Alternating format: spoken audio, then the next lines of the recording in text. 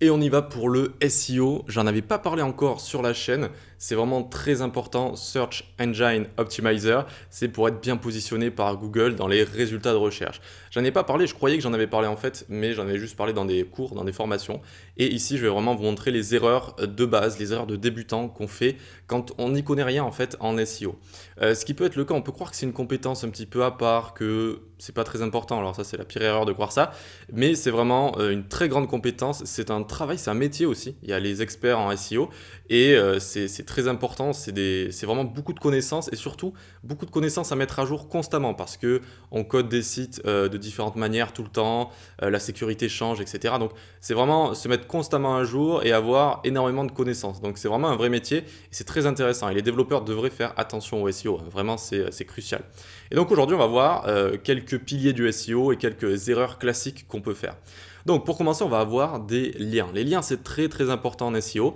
Le but, c'est d'avoir beaucoup de liens qui vont pointer vers votre site et des liens de qualité. C'est-à-dire que ça va être des sites reconnus, des sites où il y a beaucoup d'utilisateurs, des sites qui sont bien faits, des sites auxquels Google fait confiance. Si eux vous envoient des liens, en fait, pointent vers votre site, ça veut dire que votre site aussi est de qualité. Ça veut dire qu'il propose du contenu frais, neuf, original et qui est de qualité. Donc ça veut dire que c'est bien et Google va vraiment bien vous monter comme ça. Ça s'appelle des backlinks quand on va mettre des liens vers votre site, des backlinks comme ça. Il existe deux types de liens à part ça. Ça va être les liens internes qui vont pointer vers votre site. Donc ça c'est bien d'en mettre quelques-uns dans vos listes de sites, dans votre navigation, etc. pour naviguer sur votre site. Déjà ça va faire des liens qui pointent vers votre site. C'est pas ceux qui sont le plus reconnus mais c'est bien déjà. Et les liens externes, donc où on va carrément par exemple ici aller sur Google et on va visiter Google ici. Dans le texte des liens ici, le texte des liens c'est très important. Ça s'appelle les liens d'ancrage. Je sais que c'est un mot un petit peu bizarre, ancrage comme ça, mais en fait ça veut dire le texte qu'il y a dans les liens ici. Et il faut qu'il y ait des bons mots-clés. Il faut qu'il y ait des bons mots-clés, il faut qu'évidemment le lien ne soit pas vide, il ne soit pas cassé, c'est-à-dire il ne pointe pas vers quelque chose qui n'existe plus. Donc c'est très important ça. Par exemple ici, découvrir les meilleurs morceaux de piano, c'est parfait. C'est-à-dire qu'on va avoir un lien comme ça et on va se dire ok oui j'ai envie de découvrir les meilleurs morceaux de piano, je peux cliquer dessus. Ça m'indique bien en fait où je vais et en même temps il y a des bons mots-clés, morceaux et piano, c'est super. Si vous avez un site qui parle de morceaux ou de morceaux de piano, c'est top. Mauvais SEO, donc ça va être un lien vide comme ça, donc avec rien à l'intérieur, ou alors un lien cassé qui pointe vers quelque chose qui n'existe plus, un site qui n'existe plus, ou une page de votre site qui n'existe plus, etc. Aucun renseignement mot-clé, par exemple page 1, 2, 3, ou page, ou juste cliquez ici, visitez. On sait pas ce qui se passe ici. Donc le mieux c'est dès qu'on peut essayer de mettre des mots-clés, etc. comme ça. Sachant qu'il y a certains cas où on est obligé de mettre cliquer ici et c'est pas si grave, mais c'est quand même mieux de faire comme ça. Ensuite ici, qu'est-ce que j'ai écrit? Même texte. Oui, si vous avez plein de liens avec exactement le même texte, ça fait bizarre. Ça fait un petit peu celui qui veut bourrer son site de liens pour se faire mieux remarquer par Google. Sauf que Google, il va le remarquer et il va pas bien vous remarquer du tout. Du coup, il va moins bien vous ranker. Il va se dire, il essaye de me duper et je vais moins bien le ranker. Ça, c'est un leitmotiv en SEO. N'essayez pas d'être plus fort que Google. Essayez de vous adapter à ce qu'il fait, à ce qu'il propose pour essayer d'avoir un bon SEO. Mais n'essayez pas de faire du black hat SEO où voilà, vous allez essayer de hacker un petit peu le système. Très souvent, Google le remarque et Google peut vous blacklister en fait, vous redlister même, et vous mettre en liste rouge. Et là, votre site, c'est ciao, adieu. Il disparaît des réseaux quasiment et il faut faire des appels, etc. à Google pour qu'ils reviennent et compagnie. Donc, n'essayez pas trop de berner Google. Essayez juste de faire les choses bien. Ensuite, ne pas avoir de balise titre ou méta-description. Évidemment, méta-description, c'est ce qui va décrire un site. C'est quand vous allez aller sur Google, vous savez, c'est ce qu'il y a écrit juste en dessous. Ben, on va aller si vous voulez d'ailleurs. Hop, hop. Ici, je vais marquer site piano par exemple, ou juste piano, tiens. Hop, et regardez, on descend, et c'est ce qu'on a ici là. Le piano est un instrument de musique polyphonique, nanani, nanana. El piano, nanani. Alors là, j'ai un VPN qui est en Espagne, donc c'est pour ça. Cultura vous propose, nanani, nanana. Ça, c'est la métadescription. C'est très très important. Déjà, quand un utilisateur va aller sur Google, il va regarder tout ça et ça va l'aider. Ça va l'aider. Il va regarder le titre, il va regarder l'URL, il va regarder aussi la métadescription. Donc ça aide. Et surtout, il faut que dans votre métadescription, il y ait le plus de mots-clés possible en rapport avec votre site. Regardez, le piano, instrument. Alors là, on est sur Wikipédia, mais Cultura vous propose une sélection de piano et clavier, partition, piano, accessoires, grandes marques permettront de commencer, etc. Donc, il faut vraiment avoir cette méta d'inscription pour chaque page de votre site et il faut qu'elle soit différente. Ok, chaque page est différente, donc chaque contenu ici, content, sera différent. Pour les mots, je crois, de mémoire, c'est de 20 à 25 mots, parce que de toute façon, après, ça se fait cropper ici. Vous voyez que ça, il y a 3 petits points après, ici. Ok. Donc ne mettez pas ici des énormes textes avec plein de mots-clés à l'intérieur, juste pour, encore une fois, berner Google. Il va le voir également, donc faites attention. Balise title, exactement la même chose, mais c'est juste un titre. D'accord. C'est juste le titre, c'est la balise que vous avez ici. Erreur de débutant SEO, et puis pareil, il faut que ce soit différent pour chaque page. Ok, très bien. Ensuite, on va avoir ne pas avoir de H1 et ne pas avoir de bons mots-clés et ne pas les dupliquer également. Alors, ne pas avoir de H1 et les dupliquer, j'aurais pu écrire ici. Donc, bon, on va l'effacer plutôt. Donc, les H1, c'est très important. Il en faut un par page, d'accord. C'est comme les balises title si vous voulez, mais là, ça va être le titre donc dans le contenu de la page. Et il faut qu'il y ait des bons mots-clés également dedans, ok. On évite d'en faire plusieurs. Ça, il faut surtout pas le faire. Les crawlers de Google, c'est des petits robots, si vous voulez, qui vont crawler votre site, si vous voulez vous imaginer, et ils vont regarder les H1. Ils vont se dire, ok, cette page parle des meilleures partitions, et alors j'ai écrit parition d'ailleurs, mais bon, vous me pardonnez, des meilleures partitions gratuitement. Voilà, donc ça va parler de partitions et partitions gratuites, par exemple. Ok. Donc il va pouvoir envoyer des utilisateurs qui vont aller sur Google, qui cherchent partitions gratuites, et vont aller sur votre site. Ce qui est mauvais, c'est par exemple ça, bienvenue. Ouais, d'accord, super, merci, mais il n'y a pas de mots-clés, ça veut rien dire, et vous allez moins bien être classifié par Google. Titre 1, titre 2, etc. Bon, là, évidemment, on évite.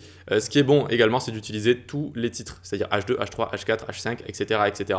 Et en général, on essaie d'utiliser 1 H1, 2 H2, 3 à 4 H3, 5 à 6, etc. Donc plus on descend dans les titres, plus on peut en utiliser si vous voulez. Et on essaie de les suivre aussi, pas passer de H1 à H6, mais plutôt H1, H2, on suit l'ordre comme ça. Voilà.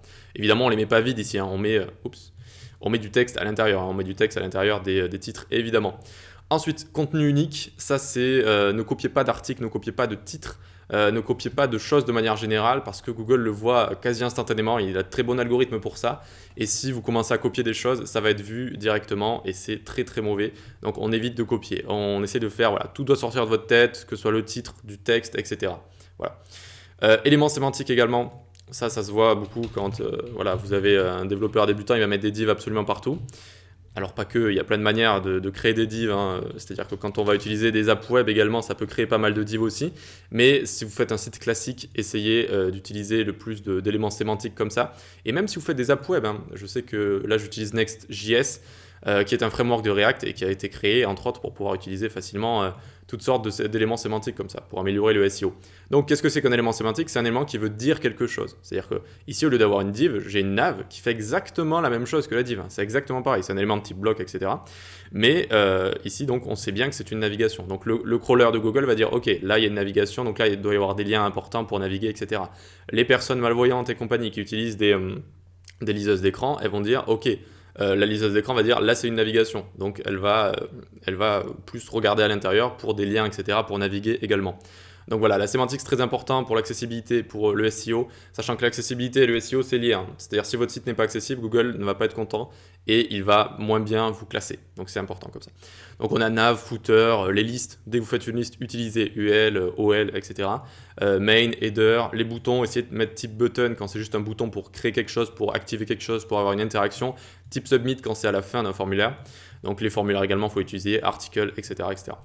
Donc ensuite, créer des listes, utiliser des vidéos, répondre à des questions. Ça, c'est assez sympa. Ça, on n'en parle pas assez, mais par exemple ici, comment créer un site. Ok, donc ça, c'est un H3, c'est un petit titre d'une page, par exemple. Et on va avoir ici une liste ordonnée, OL, et donc acheter un nom de domaine, acheter un hébergement, etc., etc. Pourquoi c'est important de faire ça? Pourquoi c'est important de répondre à des questions dans des sites? Ben, regardez. Ici, je vais écrire comment créer un site. Une question qui doit être beaucoup posée, j'imagine, sur Google. Et regardez ce qu'on a ici. On a une liste qui apparaît. Depuis quelques années, eh bien, Google fait ce genre de choses. Et si je clique ici, donc ça m'amène sur ce site. Alors, je ne sais pas vraiment ce que c'est, hein, mais je fais clic droit inspecter ici. Et qu'est-ce que je vois? Qu'est-ce que je vois ici? Je vois une liste OL ici. Donc, OL, c'est une liste ordonnée. Donc, à chaque fois, il va y avoir 1, 2, 3 qui va être écrit. Voyez. Et donc, vu que ça répond à une question, eh bien, Google s'est dit, ok, là j'ai une liste qui répond à une question, je vais pouvoir la mettre directement sur Google ici. Et donc là, autant vous dire que ça booste votre chance qu'il y ait un clic qui apparaisse directement, qui apparaisse pas, mais que quelqu'un clique sur votre site pour aller le visiter. Ça booste littéralement vos chances, d'accord? Donc, essayez de répondre à des questions avec des listes par exemple, mais aussi juste de répondre à des questions, des articles, comment faire, alors je l'ai écrit en dessous, je crois, comment faire un bœuf bourguignon, comment faire ceci, comment faire cela. Répondez à des questions et vous avez beaucoup plus de chances d'apparaître comme ça dans les résultats et même d'être boosté en quelque sorte parce qu'il va y avoir une partie de votre site qui va carrément s'afficher. Les vidéos également. Les vidéos, vous savez, dès qu'on cherche un film, par exemple, alors je crois que j'avais cherché ça, Gatsby, le magnifique film, eh bien on va avoir des résultats de recherche sous forme de vidéo. Et notamment, il y a tout le temps Allociné ici, vous voyez? Eh bien, on peut le dire, bravo à Allociné de réussir en SEO comme ça. J'ai YouTube ici, j'ai Allociné. C'est quand même pas mal. Parce qu'en général, vous avez quasiment que YouTube. Vous avez quasiment que YouTube, à part si c'est justement des sujets très niches. Et donc, c'est pour ça que si vous avez un sujet assez niche, eh bien, essayez de mettre des vidéos. Votre site peut apparaître ici. Et c'est très très bon qu'il apparaisse ici. Voilà. Donc là, en général, quand on tape un film Allociné, c'est la petite guéguerre entre Allociné et YouTube pour qu'on regarde la bande-annonce sur Allociné. Sachant qu'Allociné, c'est un site très vieux, donc qui a une grande marque de confiance, quoi. Il est là depuis longtemps, c'est un pilier, et donc c'est pour ça que Google le montre ici. C'est quand même assez dur entre nous d'avoir une vidéo qui apparaît ici, mais c'est pas impossible. Donc ensuite, on va avoir quoi? Les images, alt, les balises alt, ça c'est obligé. C'est obligé. Alt, ça veut dire alternative text. C'est du texte qui va décrire votre image. Par exemple, si votre image est cassée, c'est-à-dire que votre site, votre serveur n'arrive pas à la fournir pour X ou Y raison, déjà ça va afficher ceci, un lapin qui mange une carotte par exemple, et les personnes qui ont des lisages d'écran, eh bien ça va lire ce qu'il y a dans l'image, le texte de l'image ici, qui va représenter l'image. Donc ça va lire un lapin qui mange une carotte, le pic du Mont Blanc, etc. Soyez expressif, soyez descriptif, n'hésitez pas à faire ce que j'ai fait, ça c'est très bien, d'écrire un lapin qui mange une carotte, c'est parfait. Écrivez des phrases qui veulent dire des choses. Pas juste lapin carotte par exemple. Là on comprend moins bien. Dites-vous que ça va être dit à un humain en fait, ça va être dit à un humain, ou alors un humain va le lire. Donc il faut que ce soit bien descriptif. Évitez de dire image qui représente un lapin, logo qui représente ceci, cela. Sachant que on sait déjà que c'est une image, on a déjà utilisé image ici. Et la liseuse d'écran, elle sait aussi que c'est une image. Donc ne mettez pas image, on sait déjà que c'est une image. Juste décrivez l'image. Alors ici, les images, la compression, oui, très très important. On a bientôt fini, vous inquiétez pas. Hop, hop. On va sur un site, par exemple, Unsplash ici. C'est un site d'images, donc banque d'images gratuite. On prend une image ici avec ce magnifique chien. Hop, ici on pourrait la prendre et on va la prendre en large, par exemple. 2400 x 1600, c'est une grande image ici. Et il faut savoir que les images, c'est vraiment, ça arrive en top position quand c'est les choses qui vont ralentir votre site. Quand on veut améliorer un site, la première chose qu'on regarde, donc améliorer la vitesse de chargement d'un site, c'est les images. Les images, ça va peser lourd et il faut les compresser. Il faut les compresser avec, par exemple, n'importe quel image compressor. Alors là, il existe plein d'outils. Donc ici, on va cliquer sur I Love Image ici. Voilà, c'est un site que je connais et on va mettre notre image à l'intérieur. Et en fait, ça va la compresser, c'est-à-dire qu'on va quasiment pas perdre en qualité. C'est quasiment impossible de le repérer à l'œil nu, la qualité qu'on va perdre, ou alors un tout petit peu. Et on va gagner énormément en performance. Par exemple ici, 54%. Vous imaginez 54%. Et parfois, on peut monter plus. On peut monter à 75, 80, 85%. D'accord? Donc, c'est très, très utile de compresser ces images. Ça permet de gagner énormément en performance pour un tout petit peu de qualité en moins. Vraiment un tout petit peu. C'est une technologie, la compression, vous pouvez vous intéresser sur Google si vous voulez en savoir plus. Donc compressons les images et surtout aussi, là par exemple, si j'ai envie de prendre cette image pour une petite carte, une carte qui ferait ce petit rectangle là que je montre. Vous voyez une petite carte ici avec voilà, la tête du chien, etc. Eh bien, je vais éviter de prendre 2400 x 1600, évidemment. Je vais essayer de prendre par exemple 640 par 426, ça me paraît beaucoup plus logique. Et là déjà, je vais gagner énormément en performance. Mais vous pensez peut-être que c'est logique, mais vous imaginez pas le nombre de sites qui ont des images immenses et qui sont très longues à charger, et pour des toutes petites choses, des tout petits logos, etc. Voilà, donc on fait très attention à ça. Le temps de chargement d'un site, c'est vraiment crucial, c'est crucial. Il faut que ça mette moins de 2 secondes, c'est le mieux. Ensuite, on va avoir le contraste également, ça aussi, on n'en parle pas trop, mais regardez, on va avoir par exemple check contraste. On va avoir plein de sites aussi qui vont permettre de faire ça. On va essayer d'en prendre un pas mal. Alors on a celui-là, mais il n'est pas très, très joli. On a celui-là, oui, que j'avais déjà utilisé, je l'avais déjà montré, je crois. Et donc bref, qu'est-ce que c'est que le contraste? Ça va être le contraste entre le texte et le fond. Donc ici, on va avoir du texte et on va avoir du fond, ok? Donc là, ils nous mettent une note 8,42, very good. Ok, super. Je clique ici sur Pick Color et regardez, je vais essayer de transformer le texte en clair comme ça. Je vais mettre une couleur de plus en plus blanche. Et là, vous voyez, on le voit quasiment plus le texte. On le voit quasiment plus. Donc c'est very poor ici. C'est très pauvre et c'est très mauvais. D'accord? J'ai un contraste qui est très mauvais. Et si je repasse ici, hop, le contraste est bon. Mauvais, bon, mauvais, bon. Et comme ça, en fait, on peut tester les couleurs. On peut tester toutes les couleurs qu'on veut. Tac, si je mets du rouge sur du blanc, ce genre de choses. D'accord? Le contraste. Déjà, il faut savoir que les gens qui ont des problèmes visuels, eh bien, ils ont plus de mal que des gens qui n'ont pas de problème visuel à regarder du texte sur du fond qui est mal contrasté. Ils vont vraiment avoir beaucoup plus de mal. C'est pour ça vous allez perdre en accessibilité. Et je vous ai dit que l'accessibilité, c'est lié au SEO, c'est lié à Google. Et Google va mal vous noter si vous avez des sites qui sont mal contrastés. Et en plus, c'est hyper facile de checker pour Google si votre site est contrasté ou pas. C'est-à-dire que lui, il va avoir cette petite machine, si vous voulez, ce petit logiciel de son côté, et il va juste à rentrer les couleurs de votre site, en fait. Et s'il voit que c'est mal contrasté, il va dire... c'est très mal contrasté, je vais moins bien positionner ce site. Donc c'est très facile aussi de votre côté à régler ça. Hein. C'est-à-dire que vous allez juste prendre la couleur de, regardez, 333 par exemple, c'est une couleur sombre, sur un fond clair, voilà, c'est parfaitement contrasté, super, génial, ça fonctionne. Okay, donc ça aussi, faites attention. Ça compte en SEO, ça compte en SEO. C'est l'accessibilité, c'est lié au SEO, c'est lié à ça, quoi. Voilà. Donc voilà pour ces erreurs classiques, en SEO. J'espère que je ne vous ai pas trop ennuyé. C'est quelque chose de très intéressant. Il faut vraiment s'intéresser à ça pour que votre site, vos créations, vos outils, vos services, tout ce que vous allez mettre en ligne soit mieux positionné. On a tous envie d'avoir nos sites qui sont en première position.